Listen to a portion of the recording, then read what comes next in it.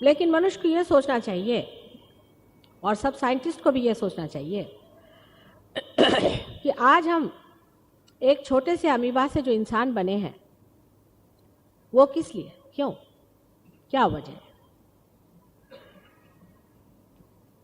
समझ लीजिए कि हम एक इस तरह का खंभा बनाते हैं, उसके लिए फिर दूसरा एक खंभा बनाते हैं, फिर एक इस तरह की चीज़ लगाते हैं, उसमें इस तरह से जोड़ देते हैं। तो दूसरा आदमी पूछता है कि ये किस लिए, इसकी वजह क्या है, क्यों आप ऐसा बना रहे हैं। जब हम ये प्रश्न अपने से पूछते हैं कि हम क्यों मनुष्य बनाए गए, तो इसका कोई उत्तर हमें नहीं मिलता है, साइंस में मिल भी नहीं सकता।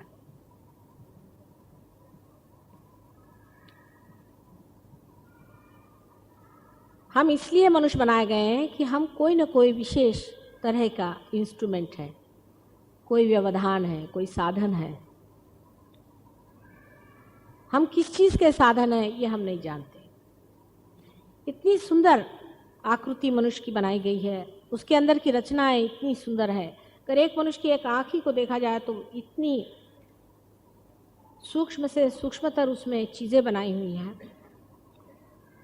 एक छोटे से सेल से लेकर के इतनी सुंदर काया अगर रची गई है, तो उसमें कोई न कोई अंतर्हित हेतु होना चाहिए। और जब तक उस हेतु का हमें पता नहीं लगता है, तो हम लोगों को जान लेना चाहिए कि यह हेतु भी कोई है या नहीं है, या इससे आगे हमें कहीं जाना है, या कहीं हम रुके हुए हैं। जैसे कि कल मैंने आपसे बताया था कि जब तक इसे आप मेन से नहीं लगाइएगा, तब तक इसका अर्थ नहीं लगता है। उसी प्रकार आपको जब तक मेन से नहीं लगाया जाएगा, आपका कोई अर्थ नहीं लगता।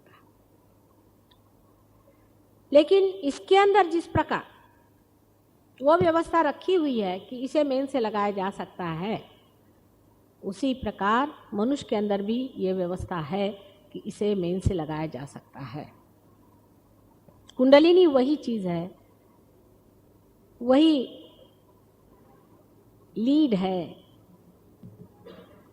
वही तार है जिसको कि मेन से लगाया जाता है। ये तो सर्वसाधारण एक जड़ बात मैंने कह दी, ग्रोस बात है। लेकिन सूक्ष्म में हम ये कह सकते हैं कि एक वह शक्ति है जो कि हमारे अंदर सुप्त रहती है, और जब हमारी वो स्थिति आ जाती है कि हम उस परमात्मा की सर्वव्यापी शक्ति से एकाकार हो जाएं, उस वक्त ये शक्ति स्वयं ही उठ करके और हमें उसे एकाकार कर देती है। क्योंकि ये मृत चीज़ है, ये मरी हुई चीज़ है, इसलिए हमें इसे जोड़ना पड़ता है। और क्योंकि हम जीवंत हैं, इसलिए ये जीवंत प्रक्रिया हमारे अंदर स्वयं ही घटित हो जाती है। सहज का मतलब है, सह माने आपके साथ, और ज माने पैदा हुआ। आप ही के साथ पैदा हुई ये शक्ति है, और जिसके कारण यह योग, यह मिलन घटित होता है, जिसमें आप अपने अंदर बसे हुए आत्मा को जानते हैं। यह प्रक्रिया सहज योग की है। यह शक्ति हमारे अंदर त्रिकोणाकार अस्थि में स्थित है। इस पर भी अनेक वाद विवाद, वितर्क, तर्क होते रहते हैं। जो लोग अंधेरे में खोजते हैं वो ऐसा ही करते हैं। अंधे लोगों का वैशिष्ट्य होता है कि देखते कुछ नहीं, बस बातें करते रहते हैं, क्योंकि आँख तो होती नहीं है, तो मुंह से ही जो कुछ काम करना है करते रहते हैं। ये तर्क वितर्क की चीज़ नहीं है, ये साक्षात है। आप अपने आँख से कुंडलिनी को देख सकते हैं, उसका स्पंदन देख सकते हैं, उसका चलना देख सकते हैं, उसकी प्रक्रिया देख सकते हैं, और अपने अंदर उसका जो कुछ भी प्रादुर्भाव होता है, उसका जो इफेक्ट होता है, उसे भी आप जान सकते हैं।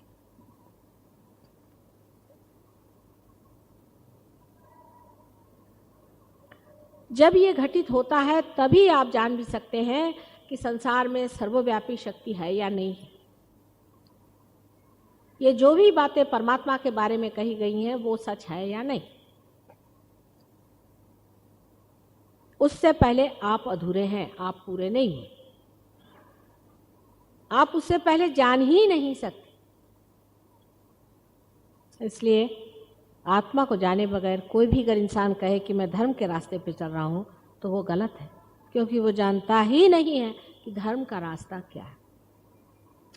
ज़्यादा से ज़्यादा जो बड़े ऊंचे लोग हो गए हैं वो बता गए हैं कि हाँ भाई सच बोलो, अच्छे से रहो, और इससे आपका धर्म स्थापित हो सकता है।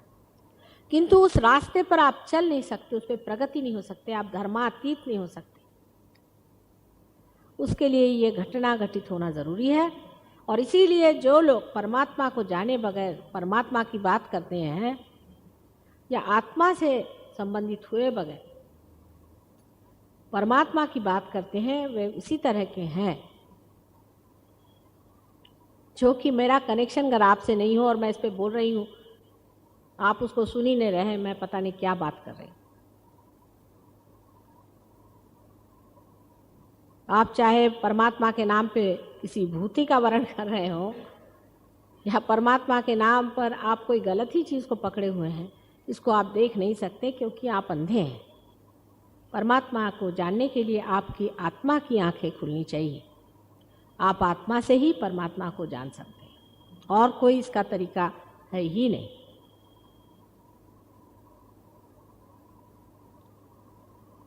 आत्मा को जानने के लिए आपकी जो मनुष्य चेतना है, ह्यूमन अवेयरनेस जो है, उसको उस हद तक पहुंचना चाहिए जहां आत्मा स्थित है। अब आपकी ह्यूमन अवेयरनेस कहाँ तक है? जानवरों से आपकी अवेयरनेस ऊंची है, ऐसा लोग कहते हैं। लेकिन इससे ऊंची अवेयरनेस आपको प्राप्त होनी चाहिए। अब लोग कहते हैं कि मनुष्य जो है यही आखिरी अवेयरनेस है, इसके बाद कोई अवेयरनेस है। अगर जानवर से ऊंची अवेयरनेस है तो हो सकता है कि इससे भी कोई चेतना ऊंची हो सकती है। इससे जो ऊंची चेतना है उसमें क्या घटित होना चाहिए, इसके बारे में साइकोलॉजी में भी बहुत कुछ कहा गया है। साइंस से इतने ज़रूर फायदे हैं कि सहयोग का स्टेज बन गया है। जहाँ जाकर साइंस रुक जाता है वहीं सहयोग काम आता है। साइकोलॉजी में लोगों का ये कहना है, जैसे यूंग जैसे बहुत बड़े एक साइकोलॉजिस्ट हो गए हैं जो फ्रॉइड के शिष्य थे, उन्होंने अनेक लोगों के स्वप्न आदि अनुभवों से ये निदान लगाया कि हमारे अंदर ऐसी कोई ना कोई शक्ति है, या तो बाह्य में कोई ऐसी शक्ति है जो सर्वव्यापी है, उसे ये यूनिवर्सल अनकॉन्शियस कहते हैं, जो स्वप्न में हमारा मार्गदर्शन करते हैं। स्वप्न में समझ लीजिए एक आदमी है, वो देखता है कि मैं रात दिन अपने लड़के के सामने झुकता हूँ, उसको नमस्कार करता हूँ। इसका अर्थ ये होता है कि वो आदमी, उस बच्चे के बारे में सतर्क किया जाता है कि ये बच्चा आदरणीय है, उसका आदर करो। अगर कोई लड़की है और उसे ऐसा स्वप्न आता है कि उसकी माँ राक्षसीन है, तो उस लड़की को ये चेतना मिलती है कि तुम्हारी माँ तुम्हें खराब कर रही है, तुम्हारा लाड़ कर रही है, दुलार कर रही है, उससे तुम चेतित हो जाओ। ऐसे अनेक एक्सपेरिमेंट्स यूं ने किए हुए हैं और उनकी बहुत बड़ी सोसाइटीज़ भी हैं। लंदन में उसका बहुत बड़ा संगठन है और उनको लोग बहुत ऊंचे किस्म के साइकोलॉजिस्ट समझते हैं। ऐसे अनेक और भी हैं जिन्होंने इस चीज़ को माना है कि एक ऐसी कोई शक्ति है जो यूनिवर्सल अनकॉन्शियस नाम से जाननी चाहिए। अनकॉन्शियस इसलिए क्योंकि वो हमारे चेतन मन में नहीं है। जब वो हमारे चेतन मन में आ जाएगी तो वो कॉन्शियस हो जाएगी।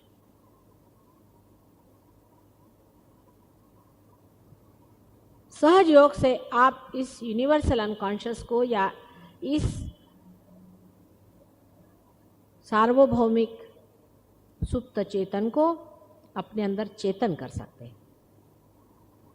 आपके कॉन्शियस माइंड में आ सकता है,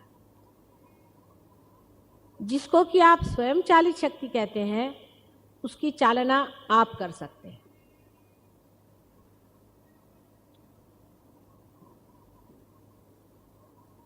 यानी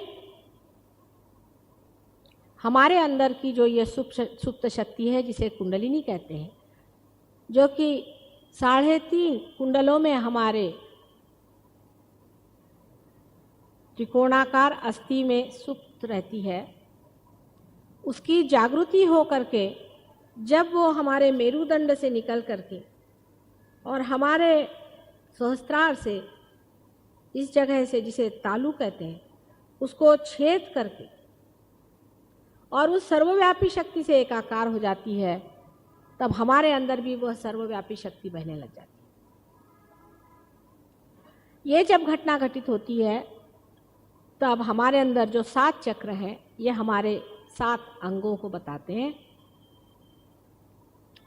जिसको कि एक साधारण तौर से हम कहते हैं कि हमारा physical, mental, emotional, spiritual being जो है, उस सब को चेतित करके उसको समग्र इंटीग्रेट कर देती है। मनुष्य में इंटीग्रेशन नहीं। अगर कोई काम हम अपने बुद्धि से ठीक समझ के करते हैं तो हमारी मन नहीं गवाही देता कि ये ठीक काम है, वो कहता नहीं ये ठीक काम नहीं।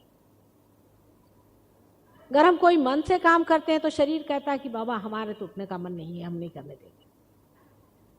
लेकिन जब 7 चक्रों को लंघ करके 6 चक्रों को, 7वां चक्र तो सिर्फ बैठा ही है, लांघ करके जब यह शक्ति हमारे ब्रह्मरंध्र को छेद देती है, तब हमारे अंदर की ये जो विविध तबीयतें हैं, एस्पेक्ट्स हैं, वो सब एकाकार समग्र हो जाती हैं। और दूसरे, उस सर्वव्यापी शक्ति से हम एकाकार हो जाते हैं। अनेक बार इसको मैं बता चुकी हूँ कि सर्वव्यापी शक्ति किस प्रकार है।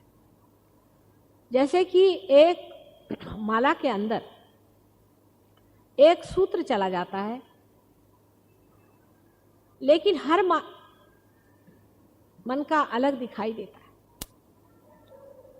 उसी प्रकार यह शक्ति हमारे सब के अंदर से गुजर के गई हुई है। सर्वव्यापी शक्ति हमारे अंदर, सबके अंदर गुजर के गई है, लेकिन सबके अंदर थोड़ी थोड़ी सी जगह है, गैप है। जब ये जगह कुंडलिनी लांघ लेती है, तब वो पूरा सूत्र पूरा हो जाता है। और जब आपका चित्त मनके पे रहता है, जब आप बाहर में रहते हैं तो आप सोचते हैं आप अलग हैं, आप अलग हैं, आप अलग हैं। लेकिन जैसा ही आपका चित्त उस सर्वव्यापी सूत्र में एकाकार हो जाता है, तब ये घटित होता है, लेक्चरबाजी नहीं है, ये घटित होता है कि आप दूसरों के साथ भी एकाकार हो जाते हैं। उसमें फिर लेक्चर देने की ज़रूरत नहीं है, यूएनओ की स्थापना करने की ज़रूरत नहीं है कि हम सब भाई बहन हैं। फिर हम हमारे उंगलियों पे देख सकते हैं कि इनके कौन से चक्र पकड़े हैं, और ये देख सकते हैं कि हमारे कौन से चक्र पकड़े।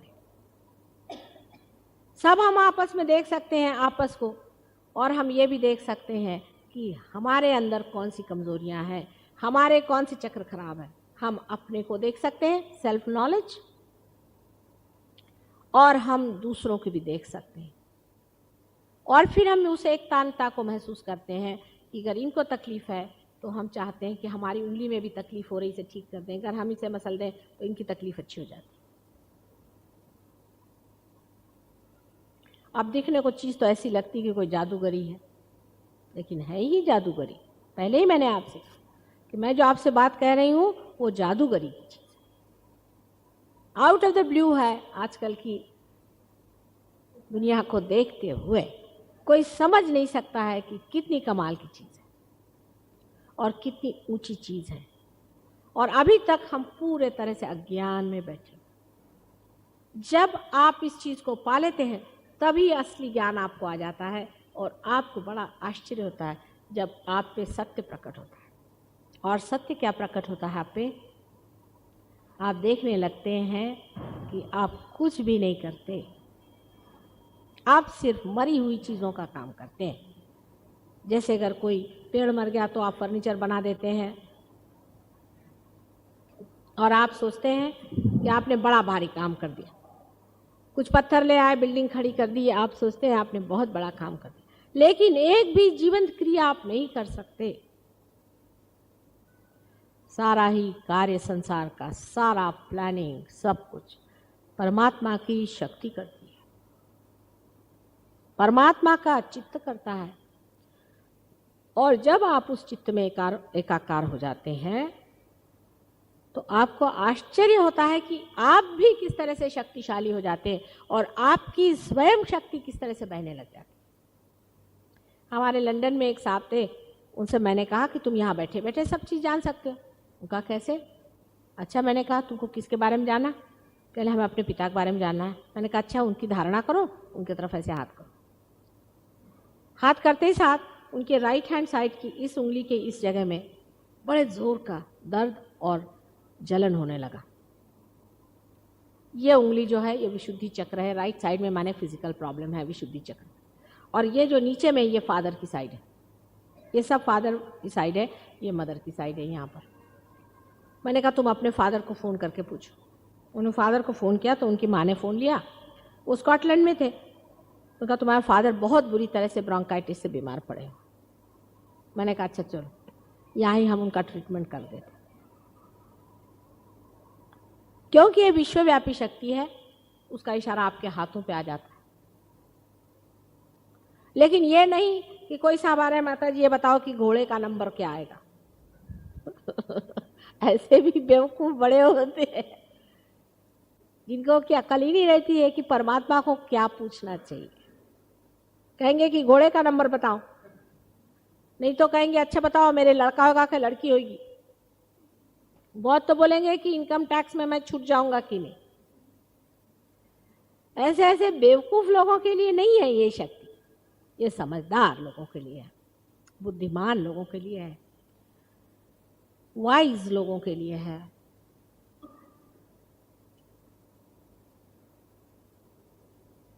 ऐसे वैसे एरा कबाड़ा से कामनो है, ऐसे ऐसे बेवकूफ़ों के लिए ये चीज़ नहीं है। जो ऐसे बेवकूफ़ लोग होते हैं उनसे तो हम भागते हैं 500 मील की स्पीड से, लेकिन अगर कोई वाइज आदमी हो तो उसके लिए रात दिन मेहनत करते हैं। तब ये शक्ति आपके अंदर जागृत हो जाती है।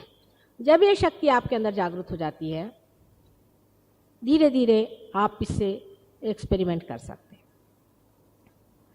अब आपको समझ लीजिए आप पैदाइशी ही पार है, आप इस शक्ति से प्लावित हैं और आप पैदा आए, लेकिन तो भी आप नहीं जानते कि कौन सी उंगली में अगर चमक आए तो क्या मतलब होता है। बहुत से लोग कहते हैं बाबा मैं तो कहीं नहीं जाती, मेरे हाथ में पता नहीं क्यों जलन सी आने लग जाती। इससे ज़्यादा तो कुछ नहीं जानती वो। कौन से चक्र है, कौन सी उंगली है, उसका क्या मतलब होता है, हर एक चीज़ का क्या मतलब होता है, उसका इलाज क्या है, उसका निदान क्या है, कुंडलिनी को कैसे उठाना चाहिए, उसकी कौन सी तकलीफ़ें हैं, किस किस तरीके से कुंडलिनी अटकी रहती है, किस तरह से हर तरह की कुंडलिनी को ऊपर उठाया जा सकता है और किस तरह से उसको स्थिर करना चाहिए, उसको जमाना चाहिए, किस तरह से सारे संसार में इसके धीरे धीरे धागे किस तरह से बांधने चाहिए। ये बड़ा भारी ज्ञान है। इसको बताने के लिए कोई तो इंसान चाहिए कि नहीं।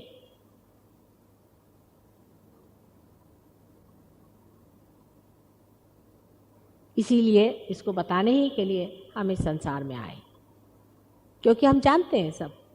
आप जब हमसे आगे मिलेगा तो आप समझिएगा कि हम बहुत कुछ जानते हैं। किताब हम नहीं लिखते, लेकिन जानते बहुत हैं, और ये भी जानते हैं कि आप लोग भी इसको जान सकते हैं। और हर एक चीज़ को आपको बताने वाले हैं, गुप्त से गुप्त चीज़ कोई होगी, सारी बातें आपको बताकर इसकी हम मास्टरी करा सकते हैं। यहाँ ऐसे बैठे हुए बड़े बड़े पहुँचे हुए लोग बैठे आपके बीच में, साधारण कपड़े पहनते हैं, वो कोई सींग लगा के नहीं घूमते हैं कि भगवे वस्त्र पहन करके साहब हम बड़े एक दंडे आए हुए हैं सन्यासी किधर से। जो असल होता है उसको क्या ज़रूरत है कि वो अपने इश्तहारात लगाते बैठे। सूरज होता है वो कोई इश्तहार लेके चलता है कि मैं सूरज हूँ, मैं सूरज हूँ, अरे वो सामने दिखाई दे रहा कि सूरज है।